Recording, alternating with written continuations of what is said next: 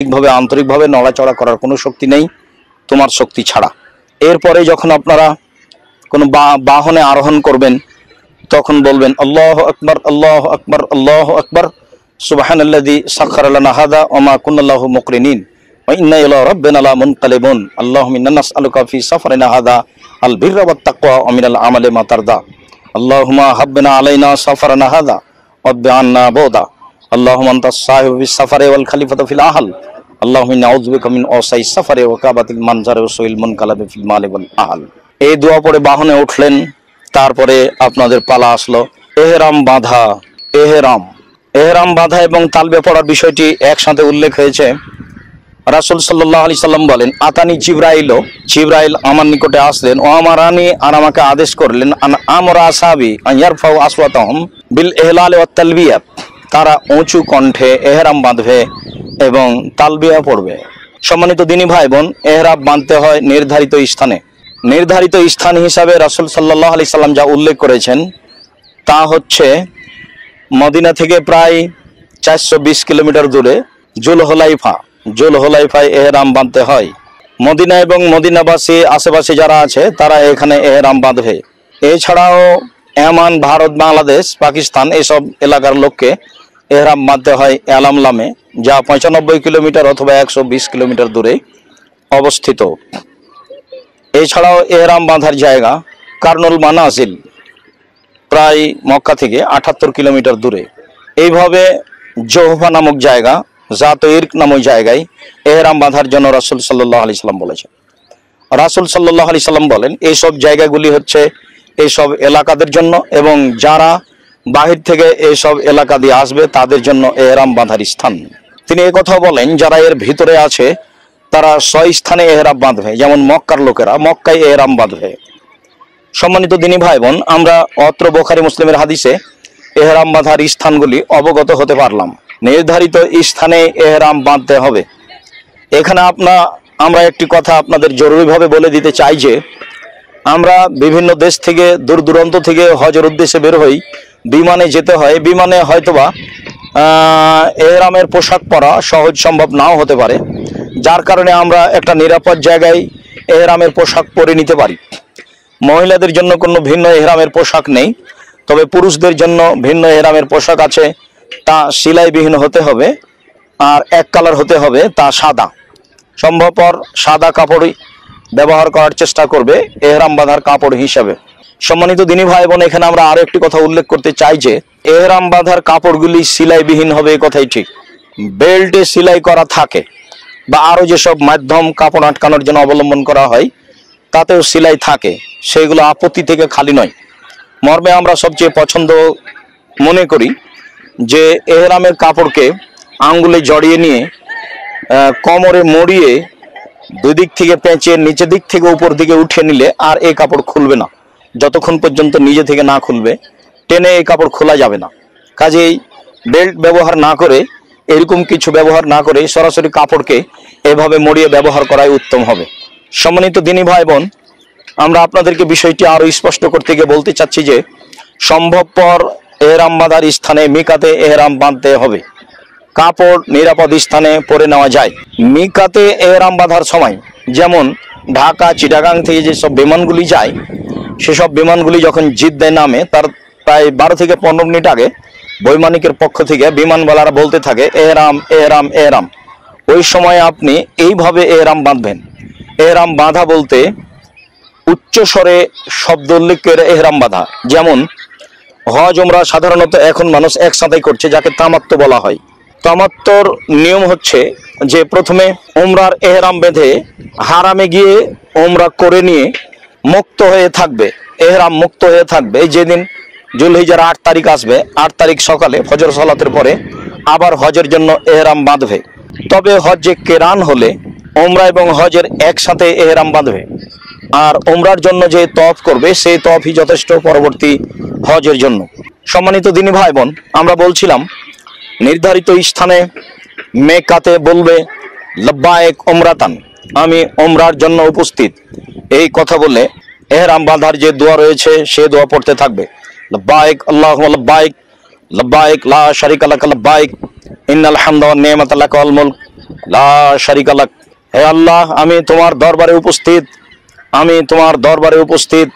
হে আল্লাহ, আমি তোমার দরবারে উপস্থিত। প্রশংসা তোমার, অনুগ্রহ তোমার, রাজত্ব তোমার, কোনো শরিক নাই তোমার। লব্বাইক আল্লাহুম্মা লব্বাইক, লব্বাইক লা শারিকা লাক লব্বাইক, ইন্নাল হামদা ওয়ান নি'মাতা লাকা ওয়াল মুলক লা শারিকা লাক। এই দোয়া চলতেই থাকবে, এর নাম তালবিয়া। রাসূল সাল্লাল্লাহু আলাইহি সাল্লাম বলেন, জিবরাইল আমার কাছে এসে বললেন উচ্চ স্বরে, আপনি আপনার উম্মতকে ইহরাম বাঁধার জন্য আদেশ করুন, উচ্চ স্বরে তালবিয়া পড়ার জন্য আদেশ করুন। পুরুষেরা জোরে উচ্চ স্বরে তালবিয়া পাঠ করবে, মহিলারাও সাধারণ গতিতে শব্দ স্বাভাবিকভাবে উল্লেখ করে তালবিয়া পড়বে, যা আমরা হজ উমরা বইয়ে বিস্তারিত পেশ করেছি, যা আপনারা দেখতে পারেন।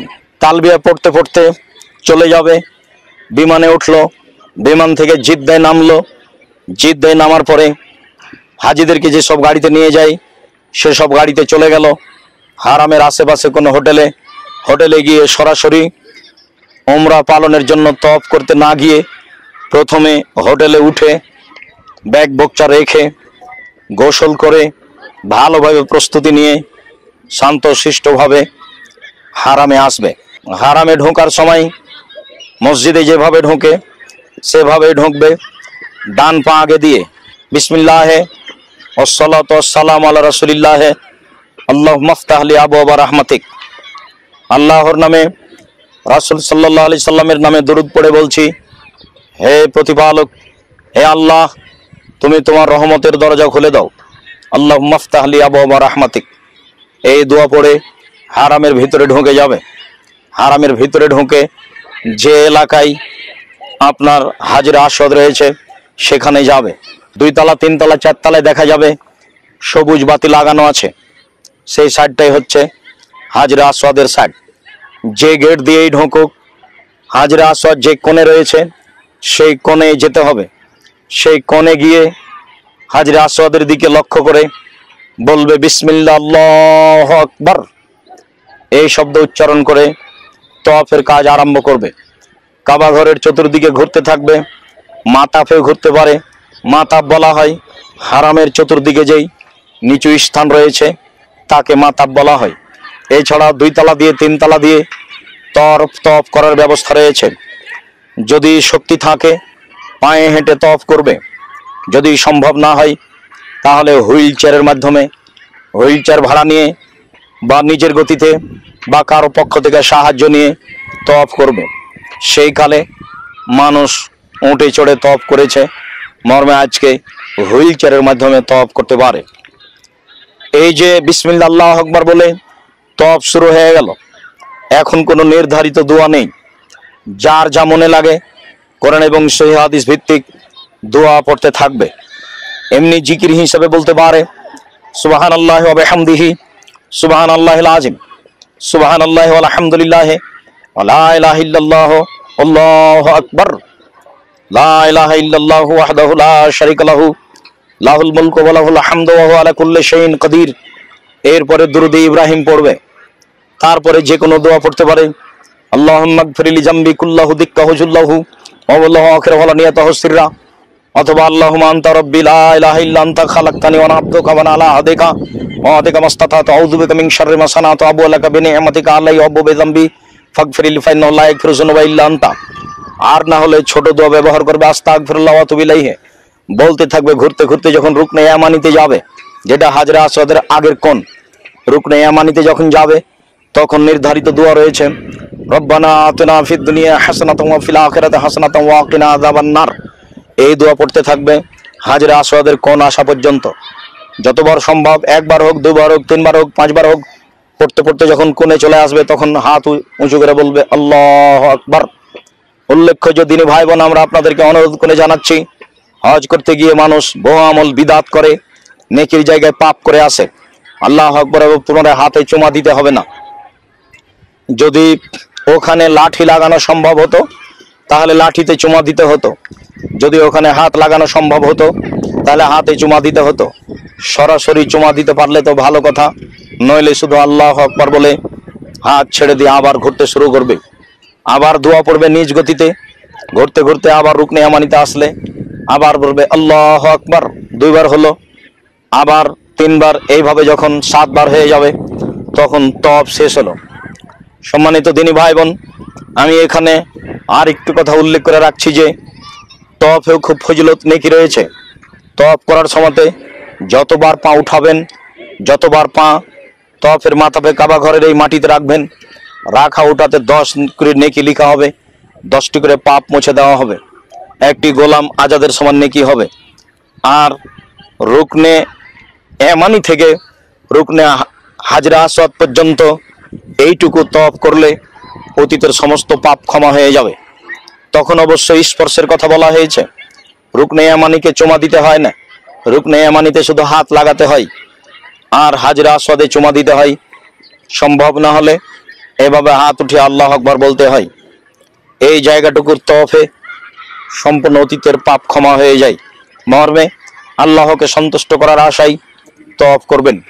সম্মানিত দিনী ভাই বোন, 7 বার হয়ে গেলে তওয়াফের কাজ শেষ হয়ে গেল। এবার মাকামে ইব্রাহিমে 2 রাকাত সালাত আদায়ের জন্য আল্লাহ আদেশ করেন, রাসূল সাল্লাল্লাহু আলাইহি সাল্লাম আদেশ করেন। কিন্তু মাকামে ইব্রাহিম রয়েছে হাজরা আসওয়াদের নিকটেই, একটু দূরে। সাধারণত এখানে 2 রাকাত সালাত আদায় করা যায় না, সহজ সম্ভব নয় ভিড়ের কারণে। পারলে করবেন, অন্যথায় যে কোনো এক জায়গায় 2 রাকাত সালাত আদায় করবেন। প্রথম রাকাতে সূরা কাফিরুন, দ্বিতীয় রাকাতে সূরা ইখলাস। সূরা কাফিরুন, সূরা ইখলাস পড়ে সংক্ষিপ্তভাবে 2 রাকাত সালাত আদায় করবেন। এরপরে যদি পিপাসা বোধ মনে করেন তাহলে জমজমের পানি পান করতে পারেন। এরপরে জমজমের পানি পান করতে হবে এ কথা নয়, সাথেও জমজমের পানি রাখতে পারেন। যখন পিপাসা লাগবে তখনই জমজমের পানি পান করবেন। রাসূল সাল্লাল্লাহু আলাইহি সাল্লাম বলেছেন, জমজমের পানি মা শরবালাহু, যে উদ্দেশ্যে পান করা হয় সেটাই পূর্ণ হবে। রাসূল সাল্লাল্লাহু আলাইহি সাল্লাম বলেছেন, আফজালুল মায়াল ওয়াজিল আরজ, মাটির উপরে যত পানি রয়েছে সবচেয়ে উত্তম পানি হচ্ছে জমজমের পানি। রাসূল সাল্লাল্লাহু আলাইহি সাল্লাম বলেন, জমজমের পানি তমত আমিন সাকম সাকিমিন, জমজমের পানি হচ্ছে খাদ্য, জমজমের পানি হচ্ছে রোগের আরোগ্য। জমজমের পানি পান করলে রোগ ব্যাধি থেকে মুক্তি পায় মানুষ। জমজমের পানি পান করলে মানুষের খাদ্যের কাজ দেয়। জমজমের পানি গায়ে হাতেও লাগাতে পারেন, জমজমের পানি মাথাতেও ঢালতে পারেন, জমজমের পানি বেঁধে নিয়ে যেতে পারেন। তার প্রমাণে একাধিক হাদিস রয়েছে, যা সময় অবগত হবেন ইনশাআল্লাহ। সম্মানিত দিনী ভাই বোন, 2 রাকাত সালাত আদায় করে নিয়ে চলেন যাই এবার সাফা মারওয়ার সাই। যেদিকে আপনার রুকনে ইয়ামানি হাজরা আসওয়াদ রয়েছে সেই কোণাতে রয়েছে আপনার সাফা। দেখতে পাবেন আরবিতে লেখা আছে এলা সাফা, ইংরেজি ভাষায় আছে টু সাফা। সাফার দিকে আপনি যেতে থাকুন। আল্লাহ তাআলা বলছেন, ইন্না সাফা ওয়াল মারওয়াতা মিন শাআইরিল্লাহ। ওই দিকে আগিয়ে গিয়ে যখন সাফা পাহাড়ের উপরে যাবেন, এখন তো ওইভাবে পাহাড় হিসাবে নেই, তবে নিচে তলায় পৌঁছলে পাহাড়গুলো দেখা যায়, ঘেরা আছে। 2 তলায় পৌঁছলে উপর থেকে দেখা যায়, 3 তলায় গেলে তার উপর থেকে দেখা যায় পাহাড়গুলো। আসলে তো এখন উঠা লাগে না। ইব্রাহিম আলাইহিস সালামের স্ত্রী হাজেরা ওখানে উঠে পানি অন্বেষণ করছিলেন, সেই সুবাদেই সেই নীতি অনুযায়ী আমাদেরকে ওখানে যেতে হয়। এখন তো এসি লাগানো আছে, আর ওইভাবে পাহাড় দেখা যায় না। যখন আপনি কাছাকাছি যাবেন তখন আপনি বলবেন, ইন্না সাফা ওয়াল মারওয়াতা মিন শাআইরিল্লাহ, নিশ্চয়ই সাফা এবং মারওয়া আল্লাহর নিদর্শন সমূহের নিদর্শন। আপনি সাফা থেকে এই জন্য শুরু করবেন, আল্লাহ তাআলা বলছেন আবদা বিমা বাদা আল্লাহ, আল্লাহ রাসূল বলছেন আমি ওখান থেকে শুরু করছি যেখান থেকে আল্লাহ শুরু করেছেন। মানে আল্লাহ যখন সাফা মারওয়া পাহাড়ের কথা বলেছেন তখন সাফা শব্দকে আল্লাহ আগে উল্লেখ করেছেন। তিনি বলেছেন, ইন্না সাফা ওয়াল মারওয়াতা মিন শাআইরিল্লাহ। এ দেখেন, আগে সাফার কথা এসেছে, তারপরে মারওয়ার কথা এসেছে। সাফাতে যখন পৌঁছে যাবেন, যখন আপনি সাফার শেষ প্রান্তে পৌঁছে যাবেন, তখন আপনি ওঠার সময়তে বলবেন, লা ইলাহা ইল্লাল্লাহু ওয়াহদাহু লা শারীকা লাহু লাহুল মুলকু ওয়া লাহুল হামদু ওয়া হুয়া আলা কুল্লি শাইইন কাদির আনজাযা ওয়াদাহু ওয়া নাসারা আবদাহু ওয়া হাজামাল আহজাবা ওয়াহদাহু। এটুকু শেষে বাড়াতে পারেন, শুধু বলতে পারেন, লা ইলাহা ইল্লাল্লাহু ওয়াহদাহু লা শারীকা লাহু লাহুল মুলকু ওয়া লাহুল হামদু ওয়া হুয়া আলা কুল্লি শাইইন কাদির। এই ছাড়াও বলবেন আল্লাহু আকবার, আল্লাহু আকবার, আল্লাহু আকবার। কিছু তাকবীর পড়ার পরে সাফা পাহাড় থেকে আপনি কাবা ঘরের দিকে মুখ করবেন। কাবা ঘরের দিকে মুখ করে হাত তুলে দোয়া করবেন দীর্ঘ সময়, কান্নাকাটি করে হাত তুলে দোয়া করার পরে দোয়া শেষ হলে এবার সাফা থেকে নেমে মারওয়ার দিকে যাবেন। একটু যাওয়ার পরে দেখবেন উপরে সবুজ বাতি, সবুজ বাতির ওখানে একটু দৌড়াবেন। ইব্রাহিম আলাইহিস সালামের স্ত্রী হাজরা এখানে একটু হাঁটু থেকে কাপড় একটু উঁচু করে দৌড়িয়েছিলেন পানির আশায়। ওই সুন্নাত বহাল আছে। এখন আমাদেরকে কাপড় উঁচু করা লাগবে না এবং মহিলাদেরকে দৌড়াতেও হবে না, তারা স্বাভাবিক গতিতে হাঁটবে। হাজরাও স্বাভাবিক গতিতে যাবে, তবে এইটুকু জোরে যাবে। এইটুকু দৌড়ানোর পরে আবার সবুজ বাতি আসবে, প্রায় 40 ফুটের পরে হতে পারে, 40-50 ফুট এরকম হতে পারে। তারপর আবার স্বাভাবিকভাবে যাবেন, মুখে দোয়া চলতে থাকবে, লাব্বাইক আল্লাহুম্মা লাব্বাইক, লাব্বাইক লা শারীকা লাক লাব্বাইক, ইন্নাল হামদা ওয়া নি'মাতা লাকা ওয়াল মুলক লা শারীকা লাক। এবার মারওয়া পাহাড়ে গেলেন। মারওয়া পাহাড়ে গিয়ে কাবা ঘরের দিকে মুখ করে বলবেন, লা ইলাহা ইল্লাল্লাহু ওয়াহদাহু লা শারীকা লাহু লাহুল মুলকু ওয়া লাহুল হামদু ওয়া হুয়া আলা কুল্লি শাইইন কাদির। আল্লাহু আকবার, আল্লাহু আকবার, আল্লাহু আকবার 3 বার বলবেন। এরপর আপনি আবার হাত তুলে দোয়া করবেন। হাত তুলে দোয়া করে আবার হাঁটা আরম্ভ করবেন। মারওয়াতে পৌঁছে দিয়ে 1 বার হলো। এবার আসলেন সাফায় 2 বার হলো। আবার সাফাতে এসে হাত তুলে দোয়া করলেন কাবা ঘরের দিকে মুখ করে। আবার চলে গেলেন মারওয়া, 3 বার হলো। মারওয়াতে গিয়ে কাবা ঘরের দিকে মুখ করে হাত তুলে দোয়া করলেন। আবার চলে আসলেন সাফাই, 4 বার হলো। আবার আপনি সাফা থেকে হাত তুলে দোয়া করার পরে চলে গেলেন মারওয়া। মারওয়ায় গিয়ে হাত তুলে দোয়া করলেন কাবা ঘরের দিকে মুখ করে। এবার এখানে 3 বার হলো, ওখানে 3 বার হয়ে গেল, হলো মোট 5। ওবার হেঁটে চলে আসলেন আপনি সাফা পাহাড়ে। এখানে এসে শুধুমাত্র তাকবীর পাঠ করলেন, লা ইলাহা ইল্লাল্লাহু ওয়াহদাহু লা শারীকা লাহু লাহুল মুলকু ওয়া লাহুল হামদু ওয়া হুয়া আলা কুল্লি শাইইন কাদির না পড়লেও হবে, আর হাত তুলে দোয়া করতে হবে না। 6 বার হয়ে গেল। এবার আপনি সাফা থেকে নেমে চলে গেলেন মারওয়ায়। তবে প্রত্যেকবারই 2 সবুজ বাতির মধ্যে দৌড়াতে হবে। যখন আপনি মারওয়ায় চলে গেলেন তখন আপনার আপাতত সাই শেষ। কাবা ঘরে 7 বার ঘোরার নাম তওয়াফ, আর সাফা মারওয়ার মধ্যে দৌড়ানোর নাম সাই। সাই শব্দের অর্থ হচ্ছে দৌড়ানো। এবার আপনার সাইয়ের কাজ শেষ হয়ে গেল। আর একটি কাজ আছে উমরার জন্য, তা হচ্ছে মাথার চুল ছোট করা। এবার আপনি মহিলা মানুষ হলে বাসায় গিয়ে মাথার শেষের দিক থেকে সামান্য চুল কেটে নেবেন। আংশিক কাটলেও হবে, সম্পূর্ণ কাটলেও হবে। পুরুষ মানুষ কারোর মাধ্যমে অথবা নাপিতের মাধ্যমে পুরো চুল নেড়ে করে নিতে পারেন, ছোট করে কাটতে পারেন। দুটাই জায়েজ আছে। নেড়ে করাতে বেশি নেকি, তবে ছোট করা জায়েজ। চুল যখন ছোট করা হয়ে গেল তখন আপনার উমরার কাজ শেষ হয়ে গেল। সম্মানিত দিনী ভাই বোন, আপাতত উমরার কাজ শেষ হলো। প্রথমে আমি আপনাদের একটা কথা বলতে ছেড়ে এসেছি। আসলে হজের আবিধানিক পারিভাষিক অর্থ বলে আসেনি। হজের আবিধানিক অর্থ হচ্ছে ইচ্ছা পোষণ করা। শরীয়তের পরিভাষায় নির্ধারিত স্থানে, নির্ধারিত নিয়মে, নির্ধারিত সময়ে ইবাদত করার নাম হচ্ছে হজ। আর উমরা শব্দের অর্থ হচ্ছে ইচ্ছা পোষণ করা। আর শরীয়তের পরিভাষায় অনির্ধারিত সময়ে, নির্ধারিত স্থানে, নির্ধারিত নিয়মে ইবাদত করার নাম হচ্ছে উমরা। উমরা 12 মাস চলে, আর হজ শুধু বছরে 1 বার চলে, যা অবগত আছেন। সম্মানিত দিনী ভাই বোন, আপাতত উমরার কাজ শেষ করলাম। এবার হজের কাজ আরম্ভ হবে জুলহিজ্জার 8 তারিখ ফজর সালাতের পরে ইনশাআল্লাহ। সম্মানিত দিনী ভাই বোন, এবার আসলো হজের পালা, হজের জন্য এহরাম। এবার আপনাদের সামনে কিছু গুরুত্বপূর্ণ কথা এহরাম বাঁধার ব্যাপারে বলি। যা উমরার জন্য এহরাম পালন করলে করা লাগে, যা হজের জন্য এহরাম বাঁধলে পালন করা লাগে।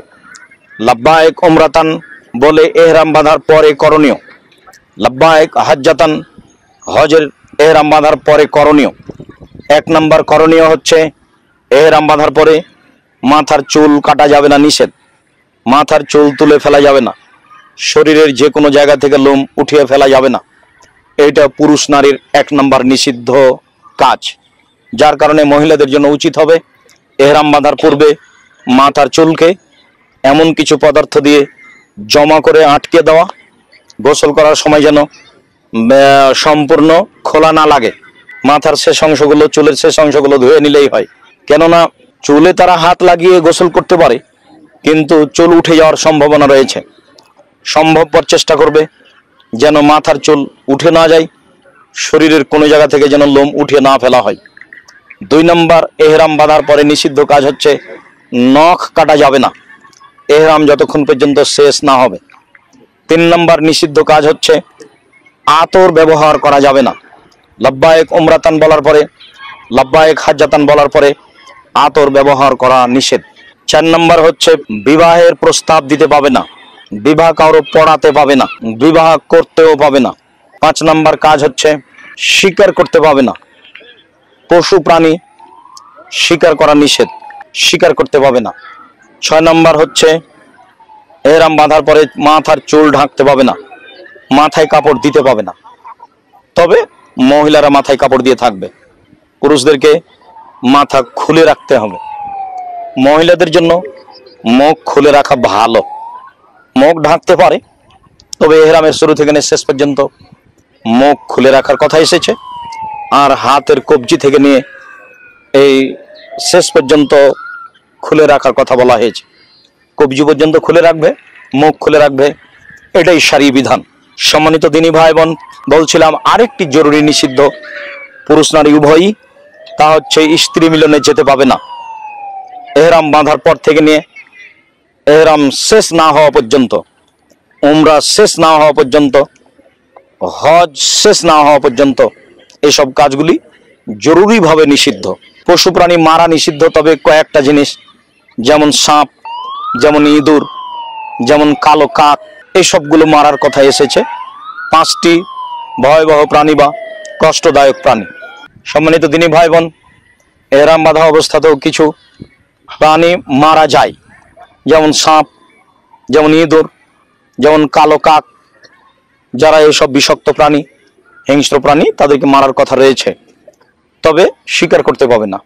আর আমভাবে কোনো প্রাণী মারতে পাবে না, যা রাসূল সাল্লাল্লাহু আলাইহি ওয়াসাল্লাম শক্তভাবে নিষেধ করেছেন। এবার চলেন যাই যুলহিজ্জার 8 তারিখ সকালে মক্কা থেকে পৃথিবীর যে কোনো স্থান থেকে মিনায় পৌঁছিবেন। মিনায় পৌঁছে ফজরের সালাত আদায় করে, বা যেখানে আছেন সেখানে ফজরের সালাত আদায় করে যাবেন মিনায়। মিনায় পৌঁছে এই দোয়া চলতেই থাকবে। এহরাম বেঁধে যে লাব্বায়েক হাজ্জাতান, হজের জন্য উপস্থিত, চলবে তাকবীর, চলবে তালবিয়া, লব্বায়েক আল্লাহুম্মা লব্বায়েক, লব্বায়েক লা শারীকা লাক লব্বায়েক, ইন্নাল হামদা ওয়ান নি'মাতা লাকা ওয়াল মুলক লা শারীকা লাক। এছাড়াও তাকবীর চলবে, আল্লাহু আকবার, আল্লাহু আকবার, লা ইলাহা ইল্লাল্লাহু, আল্লাহু আকবার, সুবহানাল্লাহি ওয়া বিহামদিহি, সুবহানাল্লাহিল আযীম। এইভাবে তাকবীর চলতে থাকবে, তাসবিহ চলতে থাকবে, তালবিয়া চলতে থাকবে। মিনাতে জোহরের সালাত নির্ধারিত সময়ে কসর, আসরের সালাত মিনায় নির্ধারিত সময়ে কসর, মাগরিবের সালাত নির্ধারিত সময়ে কসর, এশার সালাত নির্ধারিত সময়ে কসর। ও মাগরিবের সালাতে তো কসর নেই, 3 রাকাত 3 রাকাতই। ফজরের সালাত 2 রাকাত ফরজ, সুন্নাত পড়বেন। ফজরের সালাত আদায় করার পরে এবার যেতে হবে 9 তারিখ সকালে আরাফার মাঠে। সম্মানিত দিনী ভাই বোন, মুআল্লিম যারা, তারা কিন্তু আপনাদেরকে রাত 10টা, 11টা, 12টাতেই আরাফার মাঠে নিয়ে যাওয়ার জন্য চেষ্টা করবে। আপনারা সম্ভবপর চেষ্টা করবেন না যাওয়ার, কেননা হজ সুন্নাত অনুযায়ী পালন করলে মিনাতেই পড়তে হবে ফজরের সালাত। ফজরের সালাত আদায় করে মিনা থেকে আরাফার মাঠে যেতে হবে। 8 কিলোমিটার মোটামুটি হতে পারে, বা 12 কিলোমিটার, এরকম একটা পথ চলে গেলেন আরাফার মাঠে। আরাফার মাঠে কোনো ইবাদত নেই। আরাফার মাঠে গিয়ে অবস্থান করবেন একটি নির্ধারিত জায়গায়, তাকবীর চলতে থাকবে, লব্বায়েক আল্লাহুম্মা লব্বায়েক, লব্বায়েক লা শারীকা লাক লব্বায়েক, ইন্নাল হামদা ওয়ান নি'মাতা লাকা ওয়াল মুলক লা শারীকা লাক। জোহরের টাইম হয়ে গেল, জোহর আসর একসাথে পড়তে হবে। জোহর 2 রাকাত, আসর 2 রাকাত, কসর পড়তে হবে। নামেরা মসজিদে ইমামের সাথে জোহর আসর একসাথে পড়ে বক্তব্য খুতবা শুনতে পারেন। এছাড়া আপনাদের মুআল্লিমের মাধ্যমে জোহর আসর একসাথে পড়ে আপনারা একটা বক্তব্য শুনতে পারেন। কিছুক্ষণ বক্তব্য হলো, তারপরে স্ব স্থানে গিয়ে, নিরিবিলি স্থানে গিয়ে তাসবিহ তাহলিল জিকির আজকার চলতে থাকবে। দিন যত যাবে দোয়া কান্নাকাটি তত বেশি হবে। রাসূল সাল্লাল্লাহু আলাইহি সাল্লাম বলেন, আরাফার দিনে এমন একটি দিন, এই দিনে যত বেশি মানুষকে জাহান্নাম থেকে মুক্তি দেওয়া হয় পৃথিবীতে আর কখনো আর কোনোদিন এত মানুষকে জাহান্নাম থেকে বেশি মুক্তি দেওয়া হয় না। লাইলাতুল কাদরেও নয়, যুলহিজ্জার আর বাকি দিনগুলিতেও নয়, জুমার দিনেও নয়, আরাফার দিন আরাফার মাঠে যত মানুষকে জাহান্নাম থেকে মুক্তি ঘোষণা করা হয় এত বেশি মানুষকে পৃথিবীর আর কখনো কোথাও কোনো দিন কোনো সময়ে এত বেশি মানুষকে জাহান্নাম থেকে মুক্তি ঘোষণা দেওয়া হয় না। মর্মে আল্লাহকে সন্তুষ্ট করার আশায় বিনয়ী হয়ে নম্র হয়ে কান্নাকাটি করে হাত তুলে দোয়া চলবে একটার পর একটা যতদূর সম্ভব। একবারে হাত তুলে দোয়া করতে করতে কান্নাকাটি করতে করতে সূর্য ডুবে যাবে। সূর্য ডুবার আগে আরাফার মাঠ ত্যাগ করতে হবে না। সম্মানিত দিনী ভাই বোন, মুআল্লিমেরা কিন্তু আপনাদেরকে আগে নিয়ে যাওয়ার জন্য তাড়াহুড়া করবে, বলবে চলেন গাড়িতে গিয়ে বসে থাকেন। ওরা গাড়িটা আরাফার মাঠ থেকে মাগরিবের পরে নিয়ে যাবে, কিন্তু আপনি যে আসরের পরে চলে গেলেন গাড়িতে, তো ওখানে তো গাড়ি ভর্তি মানুষ, ওখানে আপনি হাত তুলে দোয়া করতে পারবেন? ওখানে আপনি কান্নাকাটি করতে পারবেন? কান্নাকাটি করার জন্য নির্জন লাগে, কান্নাকাটি করার জন্য নিরিবিলি লাগে, কান্নাকাটি করার জন্য একটা পরিবেশ লাগে। তো সবাই তো গাড়িতে উঠে এখন হইচই করছেন, কার ব্যাগ নেই, কার ছেলে নেই, কার বকচা নেই, কার চশমা নেই, কার টাকা নেই, এই নিয়ে সব ব্যস্ত। কাজে আপনারা চেষ্টা করবেন মুআল্লিমের কথাকে উপেক্ষা করে সন্ধ্যা পর্যন্ত, মাগরিবের সূর্য ডুবা পর্যন্ত আরাফার মাঠে থাকা। সূর্য ডুবার পরে চলেন এবার আরাফা থেকে মুজদালেফায়। আরাফা থেকে মুজদালেফা প্রায় 6 কিলোমিটার, পায়ে হেঁটে গেলে সবচেয়ে ভালো হবে। যখন আপনি মুজদালেফায় পৌঁছবেন, উপরে সাইনবোর্ড লেখা আছে মুজদালেফা শুরু। ভেতরে ঢুকে গিয়ে আপনি যে কোনো এক জায়গাতে অবস্থান করেন, অবস্থান করে মাগরিব এবং এশা একসাথে পড়বেন। মাগরিবের 3 রাকাত সুন্নাত লাগবে না, এশার 2 রাকাত সুন্নাত লাগবে না, আপনার বিতরও লাগবে না।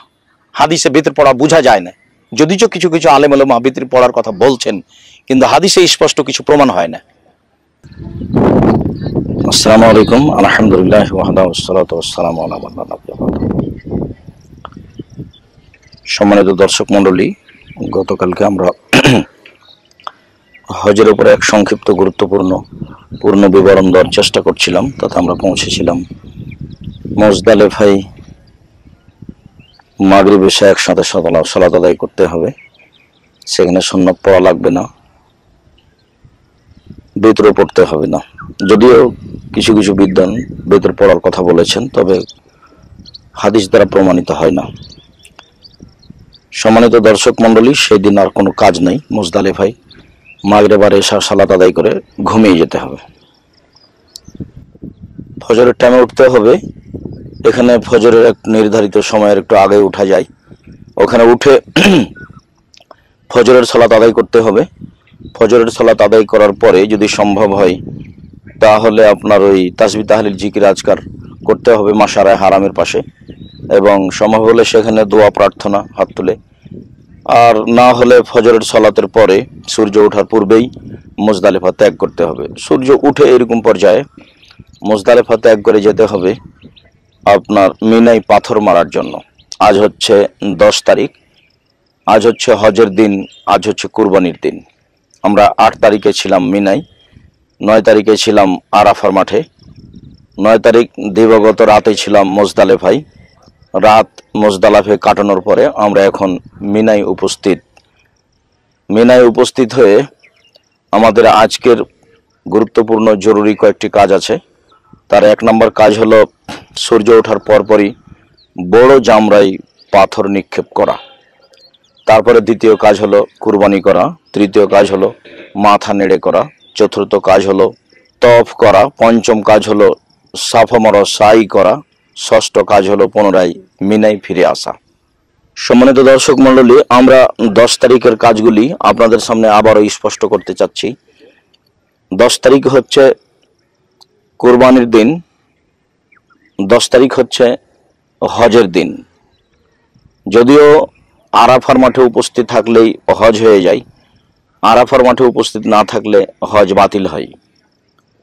এ হাদিসও সহিহ যে যদি ফজরের সালাত আদায় পর্যন্ত মানুষ আরাফার মাঠে পৌঁছিতে পারে মুজদালেফার সকালের ফজর পর্যন্ত, তাহলেও তার হজ হয়ে যাবে।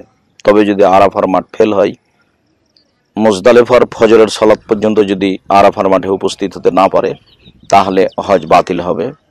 পরবর্তীতে পুনরায় তাকে হজ করতে হবে। সম্মানিত দর্শক মণ্ডলী, আপনাদের মনে রাখা ভালো হবে যে আমরা 8 তারিখ 8ই জিলহিজ্জা যে এহরাম বাঁধার পরে মিনায় এসেছি, তখন থেকে আমাদের তালবিয়া চলছে, লব্বাইক আল্লাহুম্মা লব্বাইক, লব্বাইক লা শারিকা লাক লব্বাইক, ইন্নাল হামদা ওয়ান নি'মাতা লাকা ওয়াল মুলক লা শারিকা লাক, এই তালবিয়া আমাদের চলতেই আছে। আমরা তার সাথে আল্লাহু আকবার এসব তাসবিহ পাঠ করতে পারি, এসব তাকবীর তাসবিহ আমরা বলতে পারি। সুবহানাল্লাহি ওয়া আলহামদুলিল্লাহি ওয়া লা ইলাহা ইল্লাল্লাহ আল্লাহু আকবার, এসব তাকবীর আমরা বলতে পারি। এর প্রমাণে হাদিস অনেক রয়েছে, সব সহিহ হাদিস। তো আমাদের তালবিয়া বন্ধ হবে আমরা যখন প্রথমে 10ই জিলহজ হজের দিন, কুরবানির দিন বড় জামরায় পাথর নিক্ষেপ করব। মুজদালিফা থেকে মিনায়, মিনা থেকে জামরায় পৌঁছার সময় প্রথমে পড়ে জামরাতুল উলা, তাকে বলা হয় জামরাতুদ দুনিয়া, প্রথম জামরা, যেখানে পরের 2 দিন 3 দিন পাথর মারতে হয়। দ্বিতীয় নাম হচ্ছে জামরাতুল উস্তা, মধ্যের জামরা, যেখানে পরের 3 দিন বা 2 দিন পাথর মারতে হয়। শেষের জামরাটি হচ্ছে জামরাতুল আকাবা। এর আরেকটা নাম আছে জামরাতুল কোবরা, বড় জামরা। এইটা হবে কাবা ঘরের দিকে, কাবা ঘরের দিক থেকে আসলে প্রথমে এটা পড়বে, আর মিনা তাবু থেকে গেলে এটা শেষে পড়বে। যাওয়ার সময়তে জামরাগুলিকে ডান হাতে রেখে গেলে রাসূল সাল্লাল্লাহু আলাইহি সাল্লাম যে পদ্ধতিতে পাথর মেরেছিলেন সে পদ্ধতিতে মারার সুযোগ হবে। যখন আপনি মুজদালিফা থেকে বের হয়ে মিনায় পৌঁছে পাথর মারার জন্য যাচ্ছেন, প্রথম জামরায় যখন উঠলেন তখন জামরাকে ডান হাতের দিকে রেখে জামরা বাম দিক দিয়ে উঠবেন। বাম দিক দিয়ে উঠে প্রথম জামরা ছেড়ে, দ্বিতীয় জামরা ছেড়ে, শেষ জামরায় 7টি পাথর মারবেন। আল্লাহু আকবার, প্রথমে বলতে পারেন বিসমিল্লাহ আল্লাহু আকবার, তারপরে আল্লাহু আকবার আল্লাহু আকবার, 7টি কঙ্কর নিক্ষেপ করবেন ধারাবাহিকভাবে আল্লাহু আকবার বলে। কঙ্করগুলি যে কোনো জায়গায় নেওয়া যায়, বিশেষভাবে মুজদালিফায় যখন রাত কাটানো হয় তখন কঙ্করগুলি সাথে নিতে হয়। আর যদি কঙ্কর সেখানে না পাওয়া যায় বা ব্যবস্থা না করা যায়, যেভাবে যে কোনো সময় কঙ্কর সংগ্রহ করলেই হলো। সম্মানিত দিনী ভাই বোন, ওখানে জামরায় পাথর মারার অর্থ এই নয় যে এখনই আমি শয়তানকে মারছি। আসলে এটা আমি একটা ইব্রাহিম আলাইহিস সালামের হজ পালনের একটি নিয়ম পদ্ধতি পালন করছি। কাজেই সেখানে আমাকে জোর করে শক্তি প্রয়োগ করে সেই খাম্বাতে মারতে হবে মূলত কথা নয়। খাম্বার গায়ে লেগে ওখানে পাথরটি ফেলতে পারলেই হবে। 7টি পাথর মেরে এবার চলে যেতে হবে কুরবানির জন্য। কুরবানির দিনের, হজের দিনের দ্বিতীয় কাজ হচ্ছে কুরবানি করা। কুরবানি করার পরে তৃতীয় কাজ হচ্ছে আপনার মাথার চুল নেড়ে করা। আমরা ওমরা করার সময় বলেছিলাম যে আপনি ওমরা পালন শেষে মাথার চুল ছোটও করতে পারেন, মাথার চুল নেড়েও করতে পারেন। আমরা এখন বলছি যে হজ পালন করলেন, হজের দিনের তৃতীয় জরুরি কাজ হলো হজের দিনের দ্বিতীয় জরুরি কাজ হলো কুরবানি করা। তৃতীয় জরুরি কাজ হচ্ছে মাথা নেড়ে করা। মাথা নেড়ে করাই উত্তম হবে। রাসূল সাল্লাল্লাহু আলাইহি ওয়াসাল্লাম 3 বার বলেছেন, যারা মাথা নেড়ে করে তাদেরকে আল্লাহ ক্ষমা করো, যারা মাথা নেড়ে করে তাদেরকে আল্লাহ ক্ষমা করো, যারা মাথা নেড়ে করে তাদেরকে আল্লাহ তুমি ক্ষমা করো। সাহাবীগণ বললেন যারা ছোট করে। তৃতীয়বারের পরে তিনি বললেন যারা চুল ছোট করে তাদেরকেও ক্ষমা করো। বিবরণে বোঝা যায় যে মাথার চুল ছোট করার চেয়ে মাথা নেড়ে করা উত্তম। এরপরে চতুর্থ কাজ হচ্ছে তওয়াফ করা। তওয়াফ শেষে সাই করতে হবে। পঞ্চম কাজ হচ্ছে সাফা মারওয়া সাই করা, যেটা আপনি ওমরার সময় করেছেন। সম্মানিত দর্শক মণ্ডলী, আমরা আপনাদের সামনে এইখানে একটি কথা স্পষ্ট করে নিই, যেটা ওমরা পালনের সময় করতে হতো, আর তা হচ্ছে ওমরার সময়তে মাত্র ইজতেবা করতে হয় এবং রামাল করতে হয়। তা হচ্ছে তওয়াফ করার সময় প্রথম 3 বার দ্রুত চলতে হবে, দৌড়ানোর চেষ্টা করতে হবে। আর ইজতেবা হচ্ছে চাদর ডান বগলের নিচ দিয়ে বাম কাঁধের উপরে তুলে দেওয়া। চাদরের 2 মাথা থাকবে বাম কাঁধের উপরে, আর ডান সাইডটা থাকবে ডান বগলের নিচে। একে বলা হয় ইজতেবা। অবশ্যই এটা উমরা করার সময় যে তওয়াফ করা হয় তখনই মাত্র জরুরি। রামালও তখনই মাত্র গুরুত্বপূর্ণ সুন্নাত। প্রথমে দ্রুত 3 বার দৌড়ানোর চেষ্টা করবে, তারপরে বাকি 4 বার স্বাভাবিকভাবে হাঁটবে। এখন যে আপনি হজের জন্য তওয়াফ করছেন, এখন আর ইজতেবা করাও লাগবে না, এখন আপনার রমাল করাও লাগবে না। এখন আপনার তওয়াফ শেষ হয়ে গেলে সাই শেষ হয়ে গেলে মিনায় ফিরে যাওয়া। জরুরি কারণে মানুষ এখনো মিনায় থাকতে পারে। কিছু কিছু লোককে রাসূল সাল্লাল্লাহু আলাইহি সাল্লাম, কিছু কিছু সাহাবীকে রাসূল সাল্লাল্লাহু আলাইহি সাল্লাম অনুমতি দিয়েছিলেন যে তওয়াফ সাই শেষে মিনায় থেকে যাওয়া, যারা হাজিদেরকে পানি পান করাতে চায় বা এরকম কোনো জরুরি কিছু থাকলে তারা তা করতে পারে। এছাড়া সাই শেষে মিনায় ফিরে যেতে হবে। সম্মানিত দর্শক মণ্ডলী, আজকে মিনায় ফিরে গেলেন মানেই আপনার আপাতত কাজ শেষ। আরো উল্লেখ্য যে আপনি যখন আজকে হজের দিন সকালে জামরাতুল আকাবা বা বড় জামরায় পাথর মারলেন, 3 বার পাথর মারার পরে আপনি আপাতত প্রাথমিকভাবে হালাল হয়ে গেলেন। আর আপাতত আপনাকে আর তালবিয়া পড়া লাগবে না। স্ত্রী মিলন ব্যতীত আপনি এখন সব কাজ করতে পারবেন। তবে মাথা নেড়ে করার পরে বা কুরবানি করার পরে আপনি পূর্ণ হালাল হবেন, তখন আপনি পারিবারিক বিষয়টি ভাবতে পারেন। প্রাথমিকভাবে হালাল হওয়ার জন্য কুরবানির দিন, প্রথম কুরবানির দিন বড় জামরাই পাথর নিক্ষেপ করতে পারলেই আপনি হালাল হয়ে যাবেন এবং তখন থেকে আপনার তালবিয়া বন্ধ হয়ে যাবে। এরপর আপনি স্বাভাবিকভাবে অন্য জিকির আজকার তাসবিহ তাহলিল করতে থাকবেন। মিনায় পৌঁছে গিয়ে দ্বিতীয় দিন তাকে বলা হয় আইয়ামে তাশরিক। তৃতীয় দিন, চতুর্থ দিন অর্থাৎ কুরবানির পরের 3 দিন মিনায় অবস্থান করবেন, তাসবিহ তাহলিল জিকির আজকার করবেন। আর জোহরের পরে এসে আপনি প্রথম জামরা, দ্বিতীয় জামরা, তৃতীয় জামরায় পাথর নিক্ষেপ করবেন 7টি করে।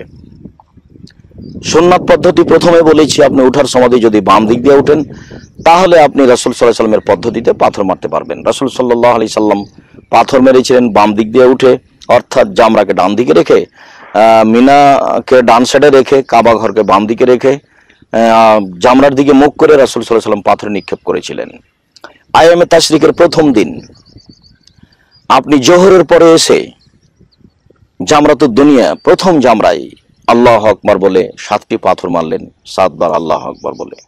দ্বিতীয় জামরায় 7 বার আল্লাহু আকবার বলে 7টি পাথর মারলেন।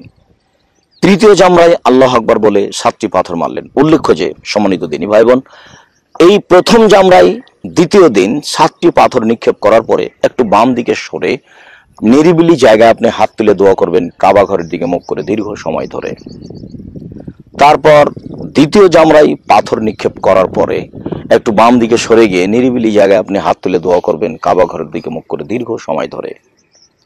এরপরে তৃতীয় জামরায় পাথর নিক্ষেপ করার পরে হাত তুলে দোয়া করতে হবে না, আপনি পাথর মেরেই চলে আসবেন আপনার স্বস্থানে। স্বস্থানে আপনি অবস্থান করবেন, তাসবিহ তাহলিল জিকির আজকার করবেন। কুরবানির তৃতীয় দিনে, আইয়ামে তাশরিকের দ্বিতীয় দিনে বিগত দিনের নিয়ম অনুযায়ী প্রথম জামরায় 7 বার পাথর নিক্ষেপ করবেন। একটু বাম দিকে সরে দীর্ঘ সময় ধরে কেবলামুখী হয়ে হাত তুলে দোয়া করবেন।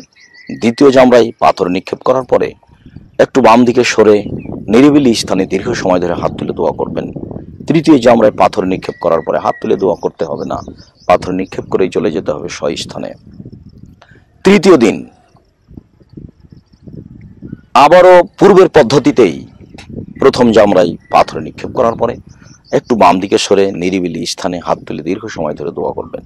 দ্বিতীয় জামরায় পাথর নিক্ষেপ করার পরে একটু বাম দিকে সরে নিরিবিলি স্থানে কেবলামুখী হয়ে দীর্ঘ সময় ধরে হাত তুলে দোয়া করবেন। তৃতীয় জামরায় পাথর নিক্ষেপ করার পরে আর হাত তুলে দোয়া করতে হবে না, পাথর নিক্ষেপ করার পরেই চলে যাবেন। সম্মানিত দিনী ভাই বোন, এখানে আপনাদেরকে আরো একটি কথা উল্লেখ করতে চাচ্ছি যে এই যে কুরবানির পরের 3 দিন পাথর নিক্ষেপ করার বিষয়টি এবং হাত তুলে দোয়া করার বিষয়টি, এইটি 2 দিন করেও চলে যেতে পারেন, এই অনুমতি আল্লাহ তাআলা দিয়েছেন। 2 দিন করার পরে মানুষ তার ইচ্ছার উপরে থাকবে, মনে চাইলে সে থাকবে, তৃতীয় দিন পাথর নিক্ষেপ করবে, দোয়া করবে। আর যদি মনে করে সে চলে যেতে পারে, চলে গিয়ে হারামের পাশে কোনো এক জায়গাতে অবস্থান করবে। এরপরে যেটা আসলো সেটা হচ্ছে তওয়াফুল বিদা। সম্মানিত দিনী ভাই বোন, আসলে তওয়াফ 3 ধরনের। এমনিতেই যতক্ষণ আপনি মক্কায় আছেন কাবা ঘরের দিন রাত তওয়াফ করেন, কিন্তু তওয়াফ 3 ধরনের। প্রথমে যে সে তওয়াফ করবেন সেটার নাম হচ্ছে তওয়াফে কুদুম, আর কুরবানির দিন যে তওয়াফ করলেন তার নাম তওয়াফে জিয়ারা, আর আজকে যে চলে যাওয়ার দিন তওয়াফ করবেন তার নাম তওয়াফুল বিদা। এই বিদা তওয়াফ করার পরে আর হারামে থাকার সুযোগ নেই। বিদা তওয়াফ করার পরে হারাম ত্যাগ করতে হবে। যতক্ষণ পর্যন্ত আপনি হারাম ত্যাগ করার সিদ্ধান্ত নেননি ততক্ষণ পর্যন্ত তওয়াফুল বিদা করতে হবে না।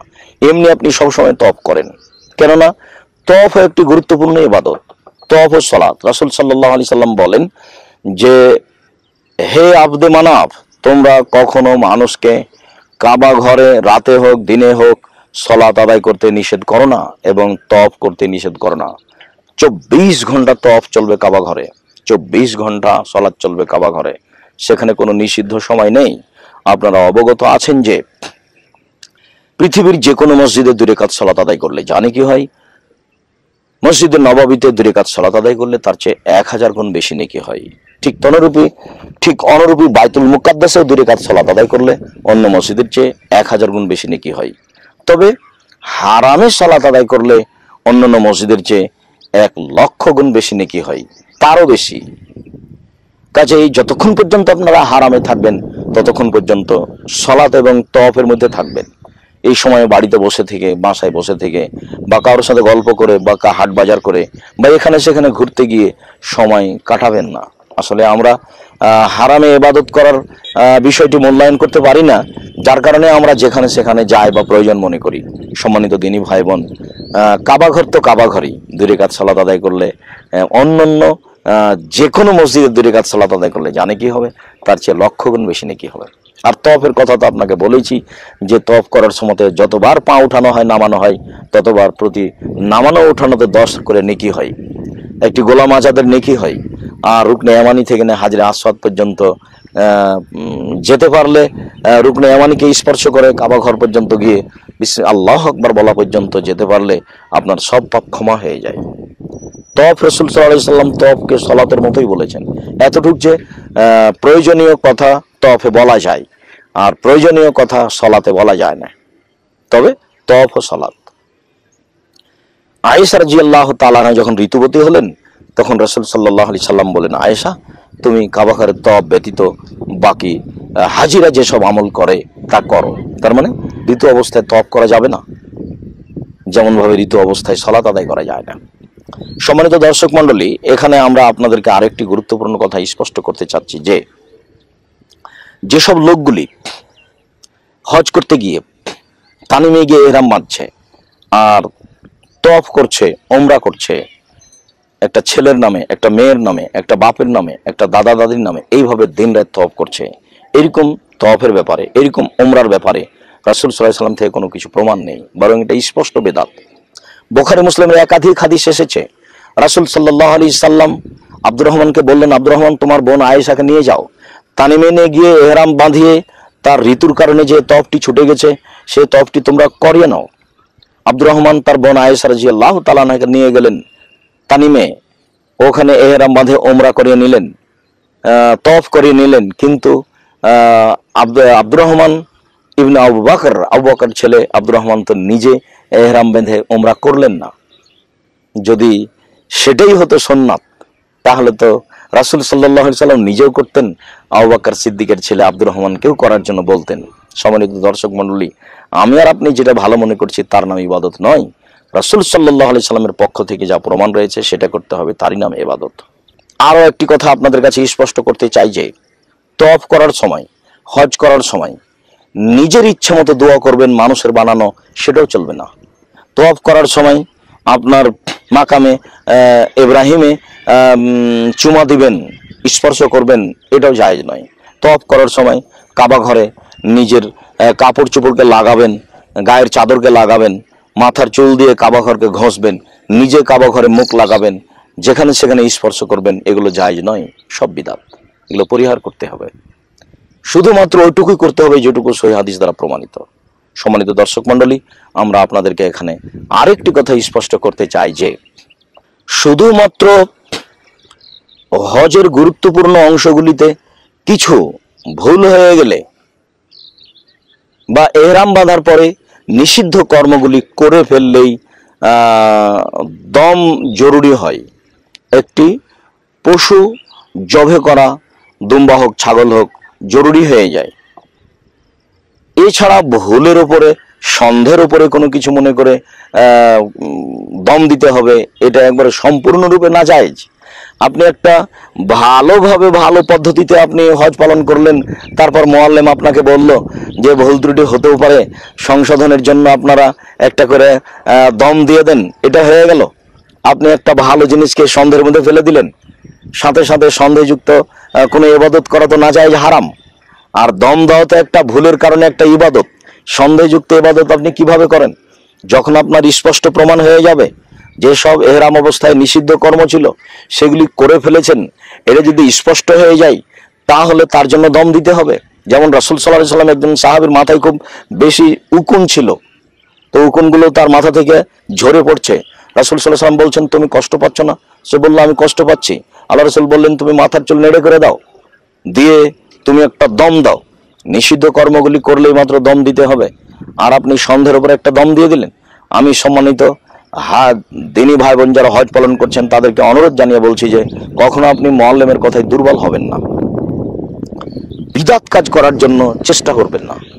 শুধুমাত্র কোরআন এবং সহিহ হাদিস দ্বারা যেসব আমলগুলি প্রমাণ সেগুলি করার চেষ্টা করবেন। কোনো জায়গাতে গিয়ে তার ভালোবাসা দেখিয়ে ইবাদত করবেন না। যেমন গাড়ে হিরাতে গিয়ে আপনি সালাত আদায় করতে লাগলেন, যেমন গাড়ে সরে গিয়ে আপনি সালাত আদায় করতে লাগলেন। রাসূল সাল্লাল্লাহু আলাইহি ওয়াসাল্লাম কোথায় হেঁটেছেন সেখানে গিয়ে আপনি সালাত আদায় করলেন। আপনি তাইফ হয়ে গিয়ে রাসূল সাল্লাল্লাহু আলাইহি ওয়াসাল্লাম কোন ঘরে ছিলেন, কোন বুড়ির ঘর, অযথা আজ থেকে আপনার ওই 1500 বছর পরে সেই ঘর থাকতে পারে? এটা কোনো কথা হলো? আর ওই কুটনি বুড়ির ঘরটা তাইফে হবে? আল্লাহ রাসূল কাবা ঘরের আশেপাশে হাঁটতেন মক্কায়, আর ওই তাইফ থেকে ওই কুটনি বুড়ি এসে আল্লাহ রাসূলের রাস্তায় কাঁটা দিত, যেখানে প্রায় 95-100 কিলোমিটার দূর। পাহাড়ি পথে এসে এটা করতে, এটা হতে পারে? এটা অসম্ভব। সব এগুলো শিরকের অন্তর্ভুক্ত হয়ে যাবে এভাবে ইবাদত করলে। হজ ওমরার জন্য সাধারণত যেসব নিয়ম হয়েছে সেগুলি আপনি পালন করবেন। আপনাদেরকে আমরা আরো একটি কথা উল্লেখ করতে চাই যে মদিনায় যাওয়া, আপনার মসজিদে নববীতে ইবাদত করা বা একটানা 40 ওয়াক্ত সালাত আদায় করা মসজিদে নববীতে, এগুলি রাসূল সাল্লাল্লাহু আলাইহি ওয়াসাল্লাম বলেননি। এগুলো সব বিদআতের অন্তর্ভুক্ত হবে। হ্যাঁ, 3টি মসজিদে সফর করা যায়, দেখতে যাওয়া যায় 3টি মসজিদকে। রাসূল সাল্লাল্লাহু আলাইহি ওয়াসাল্লাম বলছেন, লা তুসাদ্দুর রিহাল ইল্লা ইলা সালাসা, সফর করা যাবে না 3টা মসজিদ ছাড়া। মসজিদে হারাম, মসজিদি ও বাইতুল মুকাদ্দাস।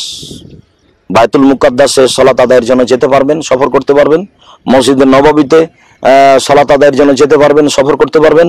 কাবা ঘরে যাওয়ার জন্য সফর করতে পারবেন, সালাত আদায়ের উদ্দেশ্যে যেতে পারবেন। এছাড়া কোনো মসজিদে যাওয়া যাবে না। তবে মসজিদে নববীতে গিয়ে সালাত আদায় করতে হবে, দেখতে যেতে হবে, এইগুলি হজের কোনো অঙ্গ নয়, হজের কোনো অংশ নয়। রাসূল সাল্লাল্লাহু আলাইহি ওয়াসাল্লাম মদিনা থেকেই তো মক্কায় হজ করতে আসলেন। যদি হজের কোনো অংশ মদিনায় থেকে যায় তাহলে আপনি মদিনা থেকে মক্কায় আসলেন কেন? এটুকু তো আপনাদেরকে বুঝতে হবে।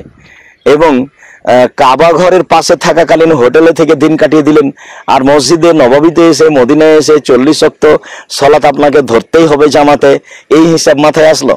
তাহলে কি আপনি মনে করলেন যে মসজিদে নববী বেশি দামি কাবা ঘরের চেয়ে? কাবা ঘরে আপনার জামাতে সালাত আদায় করার প্রয়োজন হলো না, আর মদিনাতে এসে মসজিদে নববীতে 40 ওয়াক্ত সালাত আদায় করতে হবে, এটা আপনার জরুরি হয়ে গেল। এটা স্পষ্ট বেদাত আপনাকে মনে করতে হবে। হ্যাঁ, মসজিদে নববীতে এসে 2 রাকাত সালাত আদায় করলে পৃথিবীর যে কোনো মসজিদে সালাত আদায় করলে তার চেয়ে 1000 গুণ বেশি নেকি হবে, কথাই ঠিক, বাইতুল মুকাদ্দাস ব্যতীত। এছাড়া আপনি কোবাতে গিয়ে 2 রাকাত সালাত আদায় করবেন, তাহলে ওমরার সমান নেকি হবে, হাদিস সহিহ। সম্মানিত দর্শক মণ্ডলী, এখানে আমরা আপনাদের কাছে একটি কথা স্পষ্ট করতে চাচ্ছি যে মসজিদে নববীতে ধারাবাহিকভাবে আসবেন। মসজিদে নববীতে এসে জামাতে সালাত আদায় করার চেষ্টা করবেন, 40 ওয়াক্ত বলে নয়। মসজিদে নববীতে এসে 2 রাকাত সালাত আদায় করলে অন্য মসজিদের চেয়ে 1000 গুণ বেশি নেকি হবে। কথাই ঠিক। আপনি সম্ভবপর অজু করে হোক, সলাতুল হাজাত হিসাবে হোক, ইশরাক হিসাবে হোক, আওয়াবিন হিসাবে হোক, চাস্ত হিসাবে হোক, আপনি অজু করে হোক, যে এইসব পদ্ধতিতে আপনি মসজিদে নববীতে 2 রাকাত সালাত আদায় করেন। আর আপনি কারো সালাম পৌঁছে দিবেন মোহাম্মদ সাল্লাল্লাহু আলাইহি সাল্লামের কবরে, আর মোহাম্মদ সাল্লাল্লাহু আলাইহি সাল্লাম কবর থেকে আপনাকে সালামের উত্তর দিবে, এসব শিরকি নীতি। আপনার কারো সালাম বহন করে নিয়ে এসেছেন ভারত, বাংলাদেশ, পাকিস্তান, অন্য দেশ থেকে, যে মোহাম্মদ সাল্লাল্লাহু আলাইহি সাল্লামের কবরে দিবেন সালাম, এরকম কথা তো আল্লাহ রাসূল বলেননি। পৃথিবীর যে কোনো স্থান থেকে কেউ যদি দরুদ পড়ে, তাহলে মোহাম্মদ সাল্লাল্লাহু আলাইহি সাল্লাম তার কবর থেকেই আত্মার জগতে তার উত্তর দিয়ে দিবেন। এই কথা আল্লাহ রাসূল বলেছেন। পৃথিবীর সে যেখানেই থাক না কেন, তার কাছে পৌঁছে দেওয়ার ব্যবস্থা আল্লাহ করে রেখেছেন। কারো সালাম বহন করে নিয়ে আসতে হবে মসজিদে নববীতে, তারপরে কবরের পাশে সেই সালাম পৌঁছে দিতে হবে, তারপরে তিনি তার উত্তর দিবেন। এমন কথা তো মনে করা তাহলে রাসূল সাল্লাল্লাহু আলাইহি সাল্লাম বেঁচে আছেন এবং কবর থেকে আপনার সাথে কথা বলছেন, উত্তর দিচ্ছেন, যে স্পষ্ট শিরক। রাসূল সাল্লাল্লাহু আলাইহি সাল্লাম ইন্তেকাল করেছেন, এ কথাই ঠিক। তিনি আত্মার জগৎ থেকে আপনাকে উত্তর দিবেন, এ কথাই ঠিক। অতএব আকীদা সঠিক করে সালাফি আকীদাতে বেঁচে থাকার চেষ্টা করুন, তাহলে ইহকালও টিকবে, পরকালও টিকবে। যখনই আপনার আকীদায় গড়বড় হয়ে যাবে, তখন আপনার এসব ইবাদত কোনো কাজে আসবে না। সম্মানিত দর্শক মণ্ডলী, আপনাদেরকে আমরা এখানে আরো বলতে চাচ্ছি যে, যখন আপনি মসজিদে নববীতে এসে মুহাম্মদ সাল্লাল্লাহু আলাইহি ওয়াসাল্লাম, আবু বকর সিদ্দিক, ওমর রাদিয়াল্লাহু আনহুর কবর জিয়ারত করবেন, তখন আপনি এমনিতেই আমভাবে সহিহ হাদিসের ভিত্তিতে বলতে পারেন, আসসালামু আলাইকুম আহলা দিরে মিনাল মুমিনিনা ওয়াল মুসলিমিনা ওয়া ইন্না ইনশাআল্লাহু বিকুম লাহিকুনা। তবে আপনি এভাবে বলতে পারেন, সহিহ আসার দ্বারা বোঝা যায়, আব্দুল ইবনে উমর ওনারা এভাবে বলতেন, আসসালামু আলাইকুম ইয়া রাসূলুল্লাহ, আসসালামু আলাইকুম ইয়া আবু বকর, আসসালামু আলাইকুম ইয়া উমর। এভাবে বলা যায়, তার সহিহ প্রমাণ পাওয়া যায়। কিন্তু সেখানে গিয়ে আপনার কবরকে স্পর্শ করতে হবে, সেখানে গিয়ে কবরে ওতে হাত লাগানোর চেষ্টা করতে হবে, এগুলো একটাও জায়েজ নয়। সাথে সাথে রাওজাতুম মিন রিয়াজিল জান্নাতে এখানে 2 রাকাত সালাত আদায়ের জন্য চেষ্টা করতে হবে। সরকারিভাবে যে পদ্ধতি অবলম্বন করা হয়েছে সেটাও শরীয়তের অনুকূলে হয় না। কেননা রাওজাতুম মিন রিয়াজিল জান্নাতে 2 রাকাত সালাত আদায় করলে বেশি নেকি হবে মসজিদ নববীর অন্য জায়গাতে 2 রাকাত সালাত আদায় করলে এর চেয়ে। এ কথা ভুল। মসজিদে নববীর এরিয়ার যে কোনো জায়গাতে 2 রাকাত সালাত আদায় করলে যত নেকি হবে, রাওজাতুম মিন রিয়াজিল জান্নাতে 2 রাকাত সালাত আদায় করলে তত নেকি হবে। ওখানে সালাত আদায় করে বেশি নেকি হবে এর কোনো প্রমাণ পৃথিবীতে নেই। অতএব পুরো মসজিদ নববীকে একই রকম মনে করতে হবে। রাওজাতুম মিন রিয়াজিল জান্নাত এই অংশটাকে ইবাদতের জন্য, সালাত আদায়ের জন্য ভিন্ন মনে করতে হবে এবং সেখানে সালাত আদায়ের জন্য একেবারে ভিড় করে মানুষকে হুড়িয়ে উপেক্ষা করে সেখানে যেতে হবে, এর কোনো প্রমাণ নেই। বরং এগুলো ইবাদতের নামে ভুল পদ্ধতি, যার খেসারত বিদাত হিসেবে বহন করতে হবে। সম্মানিত দিদি ভাই বোন, আমরা আশাবাদী যে হজ উমরার বিষয়টি আমরা আপনাদের সামনে স্পষ্ট করেছি। সময় সাপেক্ষে আরো আপনাদেরকে বিস্তারিত বলার চেষ্টা করব। কোনো জায়গাতে ছুটে যেতেও পারে, কোনো জায়গাতে যদি ছুটে গিয়ে থাকে আপনারা অবগত হতে পারেন। আমরা বিষয়টিকে আবারও স্পষ্ট করে দেবো ইনশাআল্লাহ। সম্মানিত দিনী ভাই বোন, এইভাবে যদি আপনারা উমরা হজ পালন করেন, আশা করি ইনশাআল্লাহ তা হবে রাসূল সাল্লাল্লাহু আলাইহি ওয়াসাল্লামের পদ্ধতিতে এবং তা কবুল হবে ইনশাআল্লাহ। রাসূল সাল্লাল্লাহু আলাইহি ওয়াসাল্লাম যেভাবে বলেছেন যে মানুষ যদি বৈধভাবে কালো পাথরে চুমা দেয়, তাহলে কালো পাথর বিচারের মাঠে কথা বলবে। আমরা রাসূল সাল্লাল্লাহু আলাইহি ওয়াসাল্লামের পদ্ধতিতে আল্লাহকে সন্তুষ্ট করার জন্য হজ উমরা পালন করার চেষ্টা করব। ইনশাআল্লাহ আমরা তার ফল ভোগ করব ইনশাআল্লাহ। আল্লাহ, তুমি আমাদের হজ উমরার মতো ইবাদতকে কবুল করো। তোমার নবী মুহাম্মদ সাল্লাল্লাহু আলাইহি ওয়াসাল্লাম যা বলেছেন যে মানুষের হজ যদি কবুল হয়ে যায়, তাহলে সে হয়ে যায় সেদিনের মতো যেদিন তার মাতাকে জন্ম দিয়েছে নিষ্পাপ। আমরা এইরকম ভাবে যেন হজ উমরা করতে পারি। আপনাদেরকে আরো একটি কথা সতর্ক করে বলে যাচ্ছি যে মুআল্লিমের পক্ষ থেকে কোনো দুর্বলতা দেখে, বিমান দেরিতে, গাড়ি দেরিতে, আপনার থাকার ব্যবস্থা, হোটেল ভালো নয়, এরকম কিছু দেখে ক্ষেপে যদি তারপরে কিছু বলেন, তাহলে এটা উল্টা হবে। আপনি ধৈর্য ধারণ করে থাকেন, দেশে এসে তাকে পরামর্শ দেন। কেননা আল্লাহ তাআলা বলেছেন, যারা হজ করার জন্য সিদ্ধান্ত নিয়েছে তারা কোনো অশ্লীল কথা বলতে পারবে না, তারা কোনো ফাসিকি কথা কর্ম করতে পারবে না, তারা কারোর সাথে তর্ক করতে পারবে না। তাহলে আপনি দিন রাত মুআল্লিমের সাথে তর্ক করছেন, গালি দিচ্ছেন, তাহলে কি করে হবে? আল্লাহ যে আদেশ করেছেন তার বিপরীত হয়ে যাচ্ছে। ধৈর্যের পরিচয় দিয়ে ইবাদত করার চেষ্টা করুন। আল্লাহ আপনার ইবাদত হজ কবুল করুক। আল্লাহুম্মা আমিন। আল্লাহ, তুমি সর্বশক্তিমান, আমাদেরকে তোমার রাসূলের সঠিক পদ্ধতিতে হজ উমরা পালন করার তৌফিক দান করো, আল্লাহুম্মা আমিন। আর হজ উমরাতে যে ফল রয়েছে এই ফল ভোগ করার তৌফিক দান করো, আল্লাহুম্মা আমিন। আল্লাহু আ'লাম বিশ-শাওয়াব। সুবহানাকাল্লাহুম্মা ওয়া বিহামদিকা আশহাদু আল্লা ইলাহা ইল্লা আনতা আস্তাগফিরুকা ওয়া আতুবু ইলাইক। আসসালামু আলাইকুম ওয়া রাহমাতুল্লাহ। সম্মানিত দর্শক মন্ডলী, দিনী মুসলিম ভাই বোন, আপনারা অবগত আছেন আমাদের পক্ষ থেকে হজ উমরার বইটির কথা। আমরা জামিয়া সালাফে অন্তর্গত আর একটি আমাদের দিনী দাওয়াতের ব্যবস্থাপনা আছে, তা হচ্ছে অনলাইন আল ইতেশাম টিভি। তাতে আমরা বিস্তারিত হজ উমরার কথাটি বলেছি। আপনারা বিষয়টি অবগত আছেন বলে আমরা জানি, বিস্তারিত আমরা সেখানে বলার চেষ্টা করেছি। এছাড়াও আমাদের জামিয়া সালাফিয়ার আর একটি বড় শাখা, তা হচ্ছে মাসিক আল ইতেশাম পত্রিকা। মাসিক আল ইতেশাম পত্রিকার প্রতি সংখ্যায় আমরা হজ উমরার বিষয়টি ধারাবাহিকভাবে পেশ করার চেষ্টা করেছি। শুরু থেকে নিয়ে শেষ পর্যন্ত আমরা আল ইতেশাম পত্রিকায় দিয়েছি বলে আপনারা অবগত আছেন। সম্মানিত দিনী ভাই বোন, আমরা আপনাদেরকে হজ উমরার বিষয়টি স্পষ্ট জানানোর জন্য বিশেষভাবে শিরক বেদাত মুক্ত হজ করার আশায় সহজভাবে সরল ভাষায় সহজেই যাতে করে হজ উমরার নিয়মকানুন বুঝতে পারেন, যার কারণে আমরা অনেক হজ উমরার বই থাকার পরেও আমরা এই বিষয়টি হাতে নিয়েছি এবং খুব সুন্দর করে, খুব স্পষ্ট করে, সংক্ষিপ্তভাবে আমরা হজ উমরার বইটি আপনাদের হাতে দেওয়ার চেষ্টা করেছি। সম্মানিত দিনী ভাই বোন, এইটি বই আকারে বের হয়ে গেছে, আপনারা শুনে ও জেনে খুশি হবেন। মর্মে আমরা আপনাদেরকে হজ উমরার বইটি আন্তরিকভাবে সংগ্রহ করার জন্য অনুরোধ জানাচ্ছি। যারা যেখানে আছেন, হজ করতে গেছেন, যাবেন, ভবিষ্যতে করেছেন, ভবিষ্যতে করবেন, যারা এরকম ইচ্ছা পোষণ করেন বা হজ উমরার বিষয়টি জানার জন্য, সকল দিনী ভাই বোনকে আমরা হজ উমরার বইটি সংগ্রহ করার জন্য অনুরোধ জানাচ্ছি। ঠিক যেমনভাবে যারা হজে চলে গেছেন, যারা যাবেন, তাদেরকেও অনলাইন আল ইতেশাম টিভির মাধ্যমে হজ উমরার বিষয়টি জানার জন্য যেভাবে অনুরোধ জানাচ্ছি, বইটিকেও সেভাবে সংগ্রহ করার জন্য অনুরোধ জানাচ্ছি।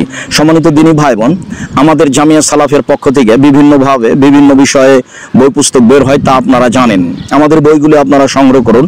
বিশেষভাবে জামিয়া সালাফের মুখপাত্র মাসিক আল ইতেশাম পত্রিকা দেশ বিদেশের দিনী ভাই বোন আপনারা নেবেন, সংগ্রহ করবেন বলে আশাবাদী। প্রত্যেকটা পত্রিকায় 50টা করে প্রশ্নের উত্তর রয়েছে এবং এখন থেকে 12 জন মুফতি বলে সে ফতোয়া বসে সেই ফতোয়াগুলি বের করে, তা আপনারা জানেন। যারা দেশ বিদেশের সুযোগ্য সুদক্ষ আলেম ওলামা, তাদের সামনে ফতোয়াগুলি পেশ হয়, তারপরে আপনাদের সামনে আসে। মর্মে আমরা জামিয়া সালাফের মুখপাত্র মাসিক আল ইতেশাম পত্রিকাটি সংগ্রহ করার জন্য অনুরোধ জানাচ্ছি। এছাড়াও আমাদের যত বই রয়েছে, কেবল লাভবান, কেবল ক্ষতিগ্রস্ত, আদর্শ নারী, আদর্শ পরিবার, তাফসির কি মিথ্যা হতে পারে, আইন রাসূল সাল্লাল্লাহু আলাইহি ওয়াসাল্লাম 2 অধ্যায়, উপদেশ, যত বই রয়েছে। এছাড়াও বই রয়েছে কেন নির্যাতন, কি তার প্রতিকার, সম অধিকার নাই মর্যাদা চাই। এছাড়াও বই রয়েছে আপনার মমর্ষ হতে কবর পর্যন্ত, বইগুলি সংগ্রহ করার জন্য অনুরোধ জানাচ্ছি। আর সবার প্রিয় মানুষ আব্দুল্লাহর বইটি আছে মিন্নাতুল বারি, বুখারীর ব্যতিক্রম, ভিন্ন ধরনের ব্যাখ্যা বিশ্লেষণ। আর আরেকটি তার বই রয়েছে আমরা হাদিস মানতে বাধ্য। এই বইগুলি সংগ্রহ করার জন্য অনুরোধ জানিয়ে আমরা আপাতত আজকের মতো কথা এখানে শেষ করছি। সুবহানাকাল্লাহুম্মা ওয়া বিহামদিকা আশহাদু আল্লা ইলাহা ইল্লা আনতা আস্তাগফিরুকা ওয়া আতুবু ইলাইক। আসসালামু আলাইকুম ওয়া রাহমাতুল্লাহ।